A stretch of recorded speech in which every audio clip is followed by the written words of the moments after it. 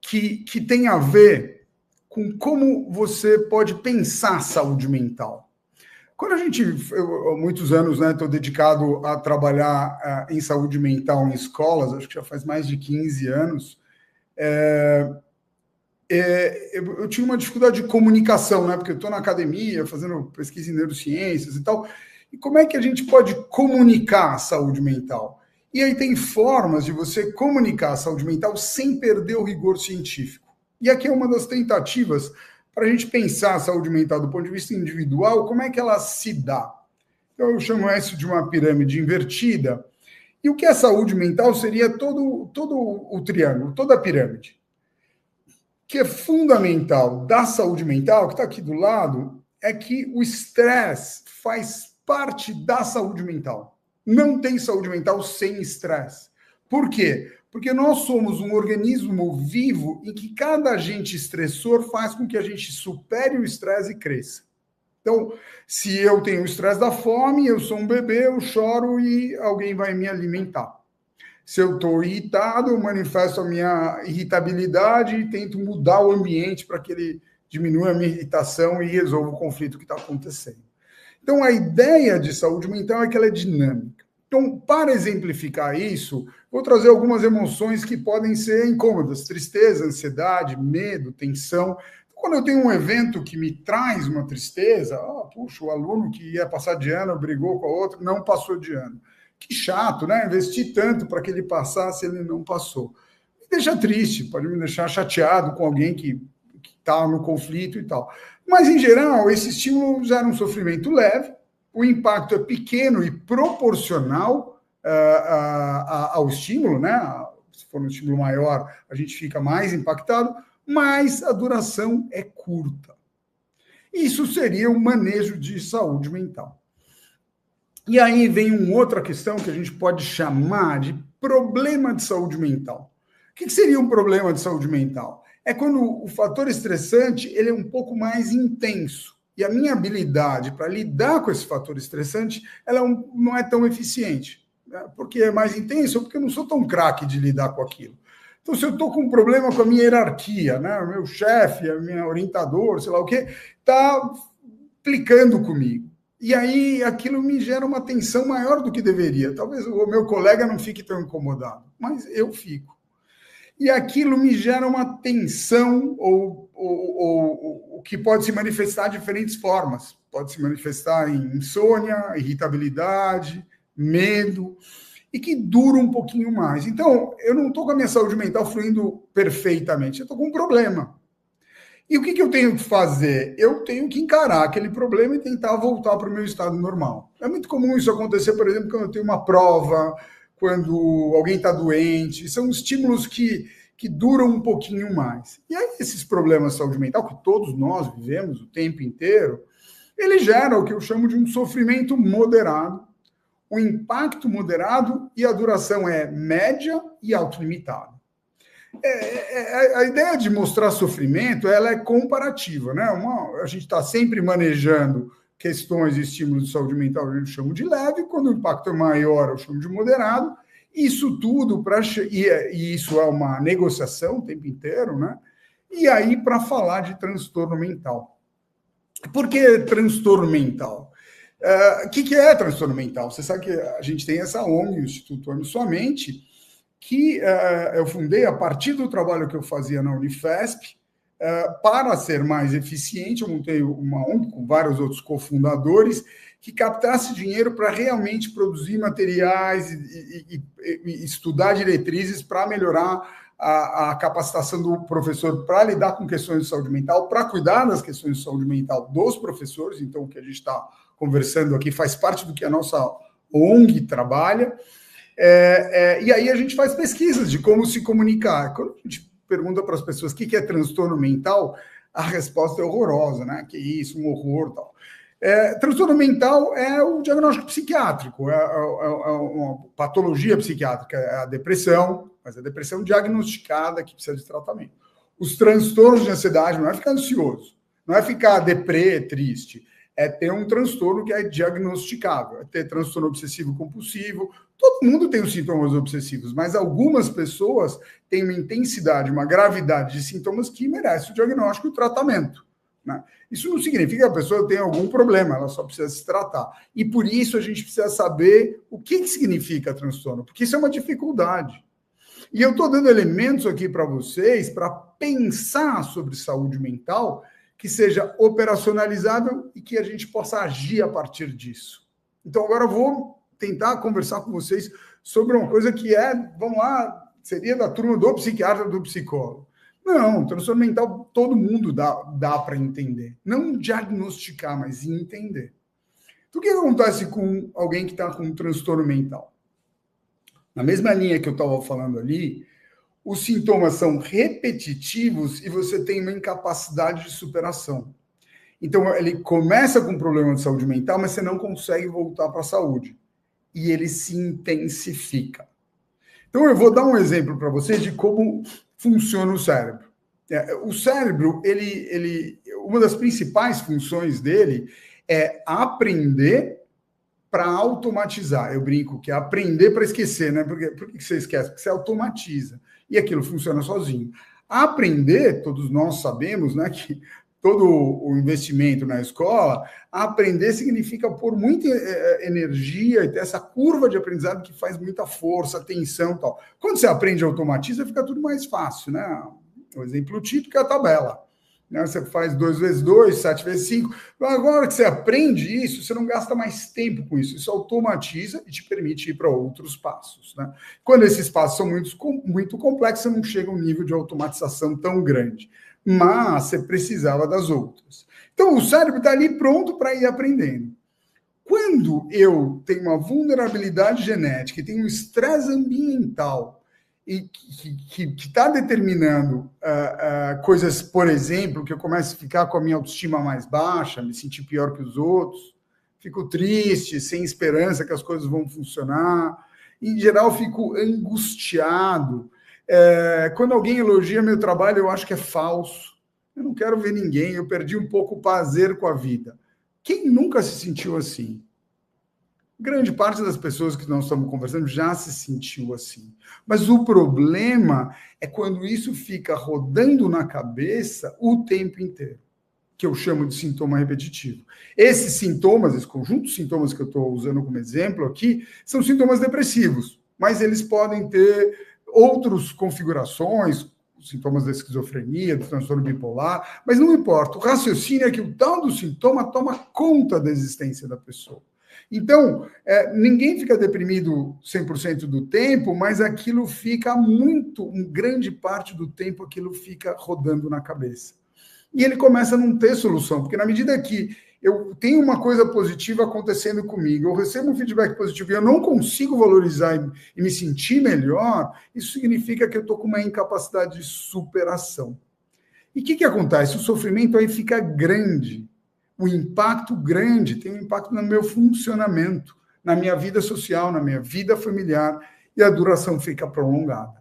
Então, se a gente tinha um tempo autolimitado para sair de um problema de saúde mental, para o transtorno mental, ele tem que passar de 2 semanas, 3, 4 semanas. Não é ficar triste, não é ficar angustiado por um pequeno tempo, é por longo tempo. E os diagnósticos, eles são dados nessa condição. Então, por que eu trato desta forma? Porque a gente precisa entender que não é todo mundo que está doente. E aqui vem alguns dados para a gente deixar isso ainda mais claro. Eu vou voltar nesse em seguida. Não é importante... Então, primeiro, agora estão 4 dados legais para vocês terem na cabeça. Os transtornos mentais são comuns. O que quer dizer isso? Que em 1 em 5 pessoas, ou 1 em 4 pessoas vão ter um transtorno mental. Na população geral. 20 a 25% da população mundial vai ter um transtorno mental. Tem 2 coisas importantes aqui. É que é muita gente. A prevalência é muito alta. Um quinto, um quarto da população é muito alto. E não significa que todos vão ter a doença por muito tempo, mas vão ter outras pessoas vão ter por mais tempo. E tem um ponto importante aqui, que é o seguinte, é muita gente, então não dá mais para a gente ter preconceito. Porque se eu não tenho, alguém do lado tem. E se ninguém tem, é porque eu não estou enxergando. Então, a gente precisa enxergar melhor sobre essas coisas. Enxergar e entender para diminuir o preconceito. E aí, qual é o outro dado importante que é bem chave para o nosso trabalho de hoje aqui? É que 1 em 20 pessoas vão ficar incapacitadas. Pensa do ponto de vista individual. Acho que eu estou deprimido, estou angustiado, não consigo sair dessa. Será que é o caso de eu pedir ajuda e ver um médico ou não? Ou ver um terapeuta e tal? Não sei, mas esse dado de que só 1 em 20, só 5% das pessoas que têm um transtorno vão ficar incapacitadas, a melhor coisa é fazer um diagnóstico precoce, cedo, e um tratamento eficaz. Como qualquer outra doença, quanto mais cedo você trata, melhor o prognóstico. Às vezes tem doenças graves que o prognóstico é pior, a gente não controla isso, é biologia, não dá para botar a culpa no ambiente escolar e tal, tem doenças mais graves. Mas o que é importante é que só 5% vai ter. É só 5%, mas se você pensar que a prevalência é tão alta, você acaba tendo uma incapacitação na população geral em torno de 1% por transtornos mentais. Isso é muito alto. Isso tem um impacto na sociedade extremamente elevado e a gente tem que prestar atenção nisso. Então, esse é o dado de prevalência, incapacitação. O outro que me chama mais atenção é que os transtornos mentais começam cedo. Quando eu sou psiquiatra da adolescência e do adulto, eu achava que as coisas começavam quando eu via pela primeira vez. E, na verdade, esse dado não é verdadeiro. Eu via pela primeira vez uma depressão aos 30 anos. Não, já aconteciam coisas antes. Eu que não estava me enxergando. 75% dos transtornos mentais da população começam antes dos 24 anos. E o que é mais importante é que 50% começam antes dos 14 anos. Então, por que eu fui para a escola? Eu tenho uma trajetória de psiquiatra, neurocientista, porque eu queria trabalhar com prevenção. Então, se alguém quer prevenir alguma coisa, é aqui. Pensa que você vai fazer uma mamografia quando você está com 40 anos, quando você está no risco de ter o problema, de ter o câncer. Então, aqui, se a gente tem um risco de ter transtorno mental, nós temos que agir ali. E quem são os agentes principais para poder lidar com essa situação? Já lidam, são os professores. É o ambiente escolar. Então, o que é importante usando o raciocínio da incapacitação? Olha que interessante. Incapacitação medida pela Organização Mundial da Saúde é anos de vida perdidos devido à incapacitação. É o quanto você fica realmente impedido ali do ponto de vista populacional de viver. Vamos pegar aqui o vermelho e o azul. O vermelho e o azul são câncer e doença cardiovascular. Todo mundo morre de medo de câncer e de doença do coração que vai matar. Se você pensar na população, você pode começar a ficar com medo com 50 anos, mas o problema ele vai ficando mais intenso 60, 70, 80. Tá ótimo. Eu também tenho medo de ter Alzheimer, Parkinson. Vocês não têm? Sim. Mas esse verde aqui, que é o verde meio azulado, o petróleo, na verdade, são as doenças neurológicas, que também começam a partir dos 50 anos. Agora, quando a gente pensa em saúde mental, que é o amarelo, você vai ver que dos 10, ou mesmo mais jovens, até os 50 anos, é onde acontece a maior incapacitação da população geral. Então, o que significa? Esse é um slide do Serviço de Saúde australiano. Significa que se a gente fosse mais eficiente nessa faixa etária, a gente teria menos problemas para frente. Agora, o que acontece quando a gente vai para a escola? É lógico, a proporção dos jovens é um pouco mais baixa, né? Porque você vai tendo doenças que vão começando mais tarde. Então, quando a gente pegar entre 10 e 19 anos, 1 em 7 dos jovens, das crianças, vão ter um transtorno mental. Esse é um dado altamente pesquisado, feito na Inglaterra, nos Estados Unidos, nos países asiáticos, e no Brasil, e replicado no Brasil. Esses são 2 estudos que eu estou citando aqui embaixo. Tá bom, 1 em 7, mas o que é isso? Isso significa que numa sala de aula de 30 alunos, você vai ter 4 a 5 alunos com um transtorno mental. E aí é interessante, porque você fala assim, 4 a 5 é muita gente, é pouca gente. Depende da cabeça do educador, ou dos alunos, ou dos pais. Você pode falar, não, todo mundo está com transtorno mental, ou ninguém está. Esse é um assunto importante para a gente entender, porque ele tem uma repercussão muito grande no nosso funcionamento. Então, na sala de aula, se vocês forem ver aqui aqui na coluna de sala de aula, em 30 alunos, você deve ter um aluno com depressão, você deve ter 1 a 2 alunos com transtorno de ansiedade, 1 a 2 alunos com transtorno de déficit de atenção. Psicose, autismo é muito raro. Eu pus era raro porque agora o autismo está ganhando a ideia do espectro, então é uma coisa que a gente tem que rever e ficar atento. Mas o que eu estou falando aqui? Poxa, você veio aqui para falar sobre a saúde mental do educador e fica contando da saúde mental dos alunos. Eu acho que qualquer educador sabe o quão importante são esses alunos que têm problemas de saúde mental dentro da sala de aula. Porque grande parte da ação do professor não é simplesmente transmitir o conhecimento, é lidar com aqueles jovens, e a gente sabe que os transtornos mentais podem ter uma contribuição muito difícil, especificamente pessoas com transtorno de déficit de atenção e hiperatividade podem causar bastante transtorno. Agora, o que a gente foi aprendendo é que tem formas de lidar, e eu conto para vocês como a gente funcionou. Agora, por que isso é importante? Porque dá trabalho em sala de aula? Sim, dá. Quem está com depressão em geral não dá, só é um repetente. Dá algum trabalho, porque você queria que ele fosse. Mas, o transtorno de ansiedade também não, mas isso pode atrapalhar muito o funcionamento. Agora, o que a gente sabe, e está bem claro, que os transtornos mentais, esses jovens que têm esses problemas, eles têm notas mais baixas, cai o aprendizado, atraso em leitura, repetência, evasão escolar. Todos nós sabemos a gravidade da evasão escolar, tá certo? Se tem uma meta de todos nós, a educação é manter o jovem até o ensino médio na escola, menos pessoas na universidade, e aí tem consequências que não seriam tão diretas, mas que estão claras atualmente, é que pessoas com transtorno mental têm uma chance muito maior de dependência de drogas. Experimentar drogas, mas principalmente ficar dependentes. E a outro componente aqui é a violência. Então, a gente não pode não olhar para isso com muita seriedade. E aí, a saúde mental é um dos maiores desafios. Eu fico muito honrado de estar aqui para conversar com vocês, como o primeiro episódio da jornada pedagógica, parece que isso foi requisitado, mas porque é um desafio da contemporaneidade. E por quê? Porque tem alta complexidade. Nós vivemos numa sociedade hiperconectada, não vamos tratar desse assunto hoje com profundidade, que é o uso de tela, e podemos até ter um dia para conversar disso, que é maravilhoso, é um tema riquíssimo, tira ou não tira celular, cada vez mais está claro que o celular é importante, mas que geram novos desafios de saúde mental. O outro ponto é a ideia de estigma e preconceito. E a falta de estratégias de prevenção, que é o que eu tento ajudar as pessoas a fazer.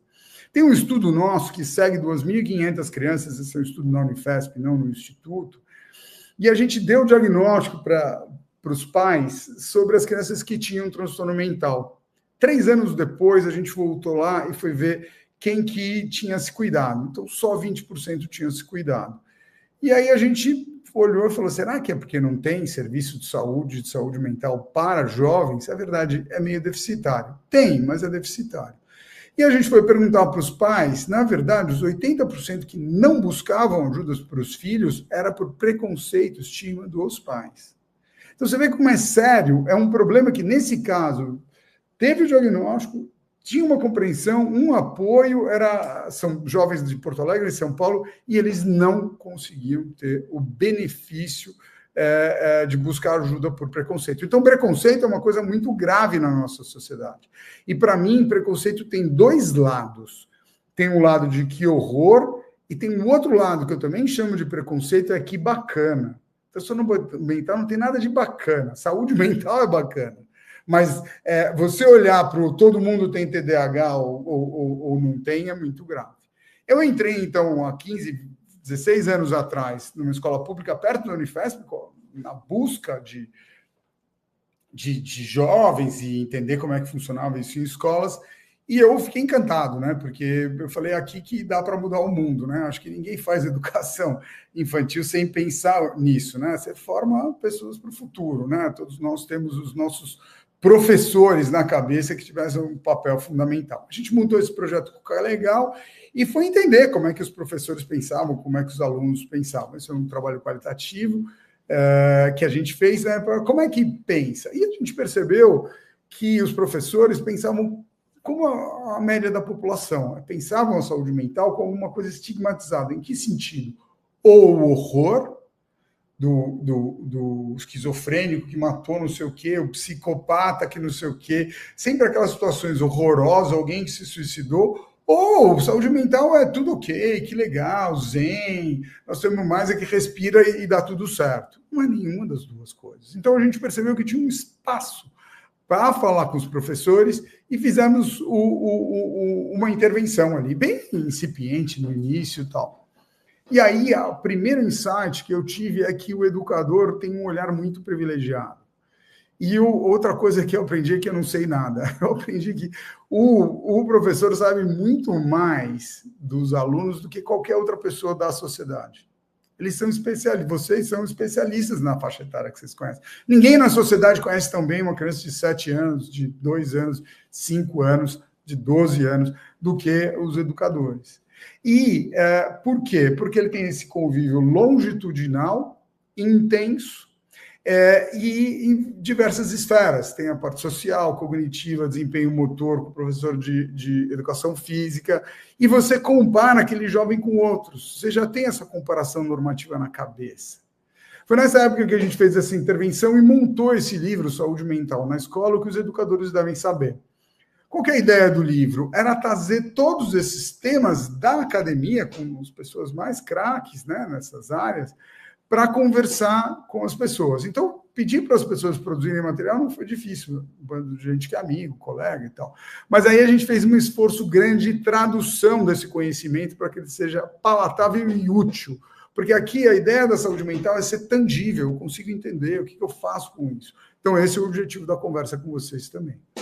E aí eu aprendi rapidamente ali com a intervenção que os temas de saúde mental não são muito complexos, a gente precisa democratizar o conhecimento. Os educadores estão preparados para aprender? Estão super preparados, ávidos atualmente. A formação vai sobrecarregar o educador? Não, ela empodera, é muito interessante isso, porque todo mundo, mais uma formação, e o que acontece é que a pessoa fala, pô, mas está me ajudando esse negócio, então sai das costas, né? Os educadores precisam fazer diagnósticos, esse é sempre um medo. Não, de jeito nenhum. O educador deve tratar? Não, ele deve encaminhar quando acha que a coisa é mais séria. Mas ele tem que manejar. Não é uma questão de opção. Tem alguém com déficit de atenção, tem alguém com autismo na sua sala, você tem que manejar. E como é que você vai manejar? É difícil para qualquer um, mas se você entende e aprende, tudo fica muito mais fácil. Então, o que a gente trabalha é com essa ideia de letramento em saúde mental. Então, que trajetória a gente fez? Lá em 2008 eu comecei na universidade, o Cuca Legal, montamos o livro, e em 2018 a gente montou o Instituto Ame Sua Mente. Então, você vê que a minha conta de 15 anos não está fechando há muito mais tempo. Então, a gente montou o letramento, a gente montou módulos. E esse é um letramento que já está em EAD, né? A gente foi desenvolvendo, fazendo publicações científicas, avaliando se está funcionando ou não está funcionando, e até um convite para todas as secretarias que tiverem interesse, o que a gente faz na nossa ONG gratuitamente, não é uma ONG que tem fins lucrativos, assim, no sentido de gerar caixa, é entregar formações de qualidade, né, em ambientes de qualidade, para as escolas como um todo, né? Atualmente nós estamos na EFAP, na Escola de Formação de São Paulo, no Paraná, em outros lugares também, com parceria. Aliás, eu também gostaria de agradecer muito a Fundação Itaú Social, que tem uma parceria com a gente, que está me dando a oportunidade de conversar com vocês. Mas o que é interessante para eu chegar no tema principal da aula? O que é interessante é o seguinte, que quando eu fazia meu time é um time super legal de gente que não é psiquiatra, tem outro psiquiatra, mas tem psicólogo, tem psicopedagogo, tem neurocientista, tem educador, vários educadores. E aí o que acontece? É que quando a gente forma sobre saúde mental, você vê, eu estou falando de jovens, não tem jeito da gente não pensar sobre a gente mesmo. A gente sabe que quando a gente educa e quando a gente aprende, tem a ver com o componente empático. E empatia significa estar naquele lugar. Então, se eu penso sobre alguma coisa ligada à depressão, eu penso em mim, eu penso no meu marido, eu penso no meu filho. Então, isso é muito importante que a gente entenda que nesta formação tem um componente que já serve para os próprios educadores. A gente aprendeu isso e a gente achou super legal, e todos os nossos feedbacks, né, os retornos que eles davam, falavam disso. E aí a gente fez um caderno específico, né, um caderno que está na formação, essa janelinha está... pronto. Um caderno que chama Saúde Mental do Educador. Então, já tem esse capítulo.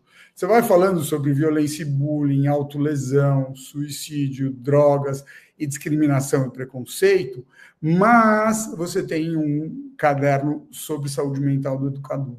Então, qual que é a ideia? A gente faz tanto a formação, né, com os temas de saúde mental, como a gente sugere diretrizes para as escolas. Porque esses temas, violência, bullying, autolesão, suicídio e drogas, são temas que a escola inteira fica sacudida. Então, se todo mundo tem um letramento sobre saúde mental e as direções das escolas, elas usam essas diretrizes para delimitar algumas ideias, a palavra não são diretrizes é do governo, né? Seria um guia ou algumas sugestões. Ela passa a ter um protocolo para lidar com violência, com bullying. Então, como é que a gente faz? Todo mundo está estressado. Não, aqui tem um protocolo. Autolesão, se cortar, né, que era automutilação, com risco de suicídio, o que a gente faz? Não, a gente já sabe que isso pode acontecer. Então, você tem um componente de letrar os professores, que tem um impacto fenomenal, os educadores em geral. A gente faz letramento de vigia, de todo mundo, funciona para todo mundo, porque a linguagem é fácil. E a gente faz também essa ideia de dar um guia prático para que a escola crie o seu código. O que acontece com isso? Diminui o estresse.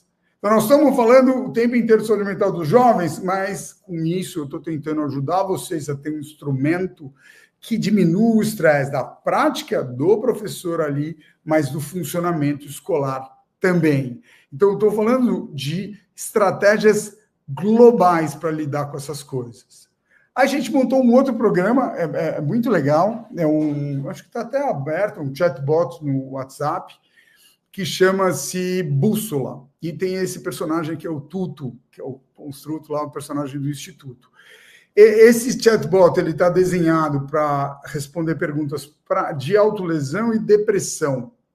Eu acho que tem o de autolesão, suicídio e depressão. E você vai resolvendo dúvidas e faz um microlearning, né? Um microaprendizado em que você vai caminhando e aprendendo. Isso é gratuito e está disponível. Eu acho que se você puder, Projeto Bússola, Missuamente, eu não estou aqui com o link, mas no nosso site, que é www.missuamente.org, eu acho, vocês conseguem, org.br, vocês conseguem ter acesso ao Bússola e usar. É super interessante, a gente está buscando mais investimentos para... Já testamos inteligência artificial. Qual que é o objetivo do Bússola? O professor está com um problema ali, como é que ele lida com aquilo? Ele soube que alguém fez uma autolesão, aí o Bússola vai estar na mão do professor para que ele resolva problemas e entenda melhor o que é aquela história. Muito interessante como a inteligência artificial que a gente testou esse ano passado inteiro não está aberta para as pessoas, tem que ser muito testada. Ela pode ser útil, né, se ela for bem curada, né, para gente que é sério. Então, aqui está a nossa ideia de mudança cultural, né, que é letramento, diretrizes, o selo, que é uma coisa que a gente está desenvolvendo para as escolas que topam fazer esse componente, e o apoio direto, que é o Bússola.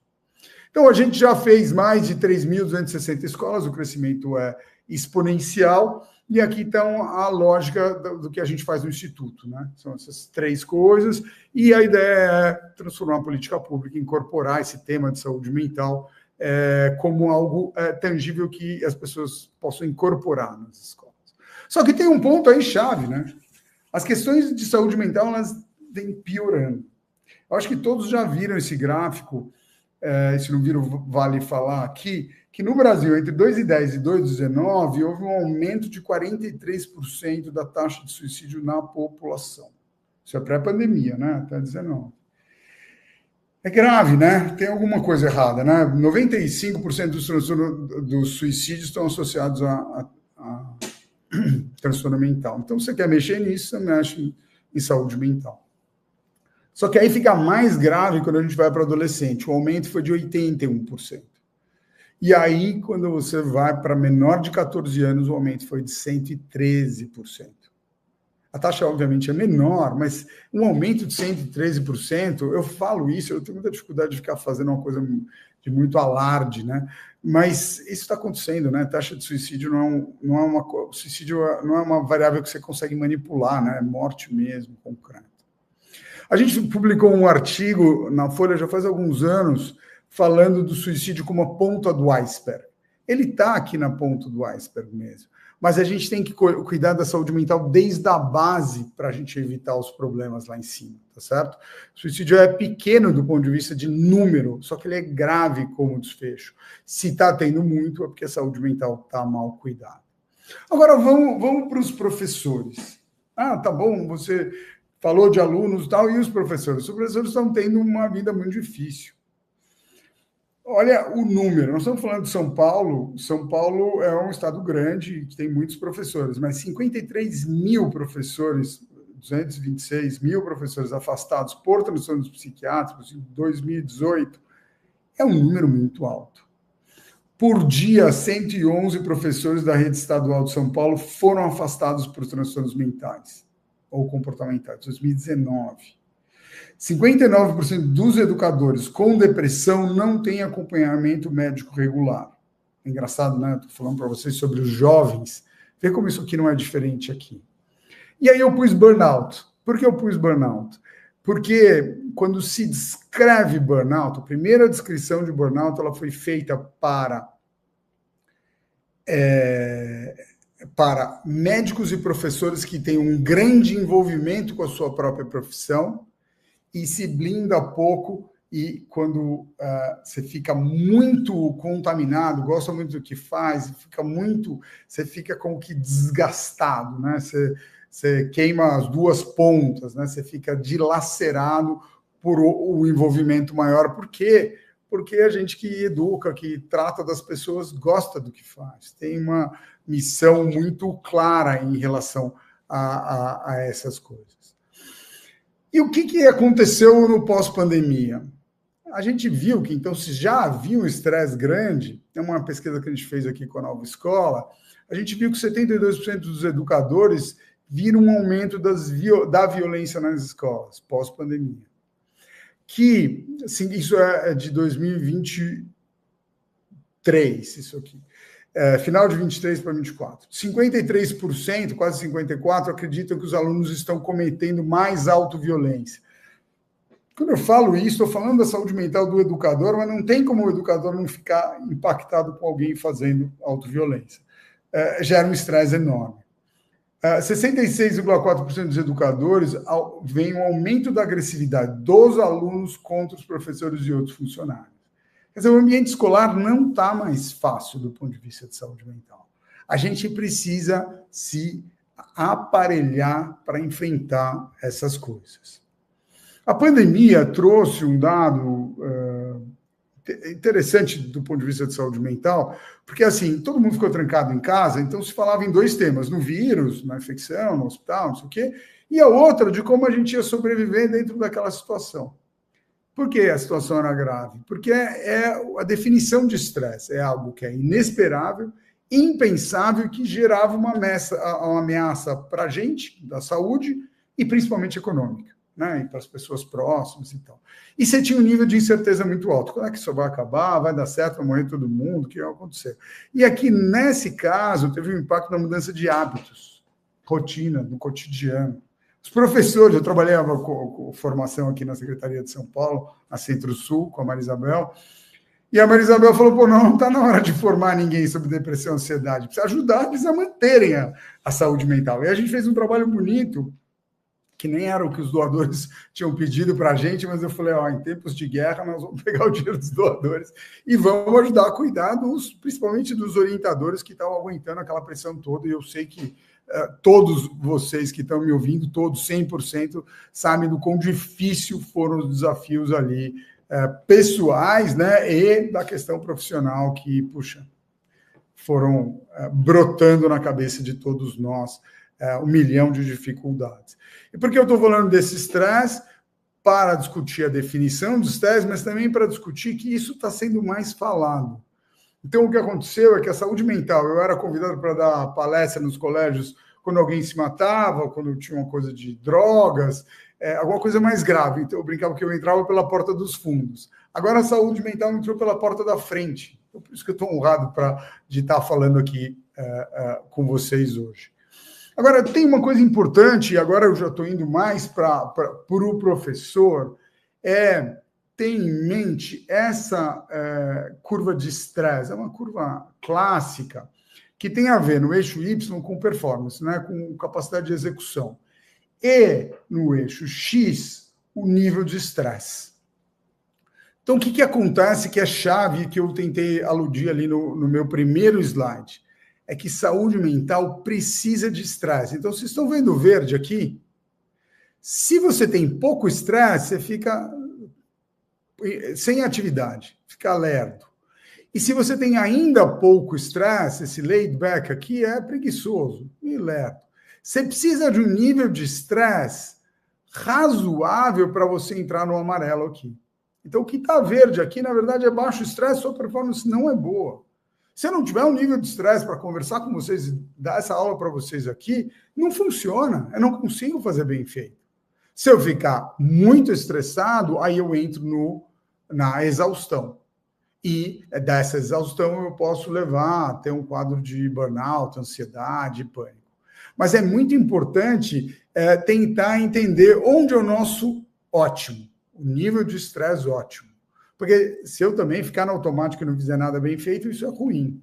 Então, é muito interessante que na palavra autopercepção, a gente entenda onde a gente está. Eu vou falar muito sinceramente para vocês. Quando eu falo isso, vou dar aula, você tem que entender em que corzinha você está e tal, não é fácil, né? Porque quando a gente está falando da gente mesmo, é fundamental saber que a gente não tem certeza, a gente está agindo como a gente está agindo. Vale a pena perguntar para alguém próximo.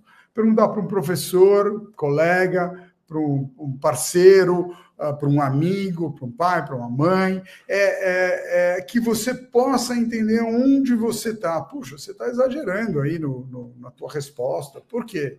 Está muito irritado, o que aconteceu? Então, entender essa ideia de que dá para a gente modular o estresse, e o que é chave também, é o seguinte, a pandemia era um problema, mas cada pessoa lidou de um jeito diferente. Então, mudou o diretor. Então, para uma pessoa, essa personalidade desse novo diretor é ruim. Para o outro, não é ruim.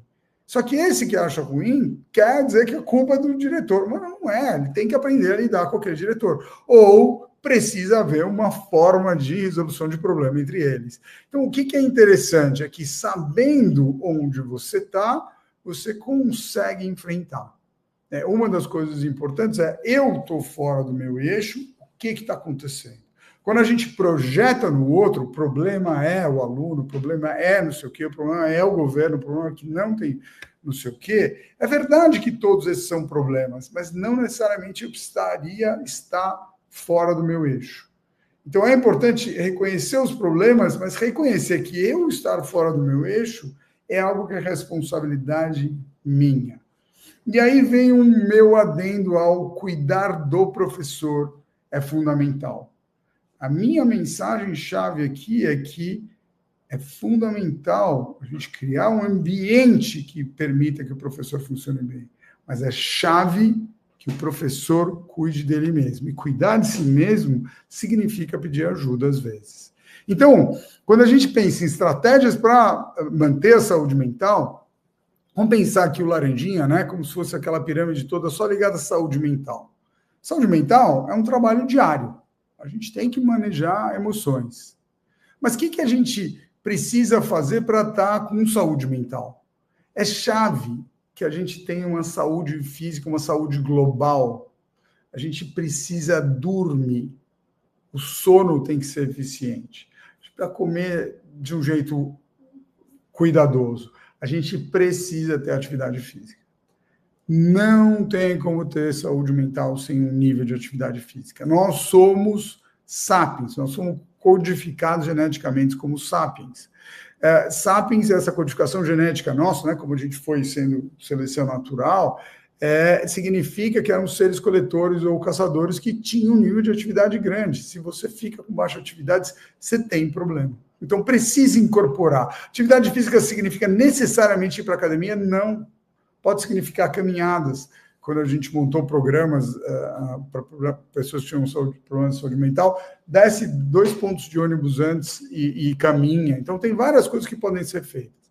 E aí vem o outro ponto que eu estava falando com vocês naquele gráfico, que é a percepção da dificuldade. E a percepção de dificuldade pode ser feita com ajuda. Alguém superior hierarquicamente que pode dar um toque. Eu posso ouvir um aluno, professor, você estava falando alto, ou alguém se queixa que o professor fez tal coisa. Então, é importante ter a capacidade de percepção e não reativa. Né? Porque, às vezes, o problema está me acusando. Mas, será que eu... Né? Não significa que as coisas são excludentes. E aí, a gente precisa de uma estratégia ativa para o manejo das emoções. Vejam, o que eu estou falando de saúde mental está bem longe de consultório psiquiátrico, psicológico. Isso é a vida, nós temos que lidar com isso. Estratégia ativa de manejo de emoções, às vezes é conversar com o seu marido, com a sua mulher. Como é que eu lido com essa situação que está dificultando a minha vida? É interessante, porque é muito mais desafiador você lidar com as questões emocionais do que a tarefa. Ensinar português, matemática, geografia, história para vocês que dominam esse assunto não é tão complexo quanto lidar com todas as coisas acontecendo. Então, a gente tem que desenvolver habilidade para isso. Entender quem tem problema, então, desenvolver esse olhar.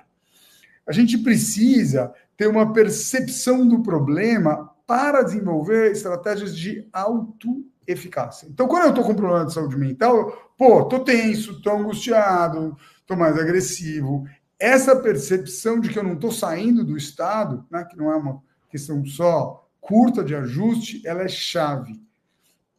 Estou dormindo mal. Estou dormindo mal porque tem uma coisa ali que minha mãe está doente.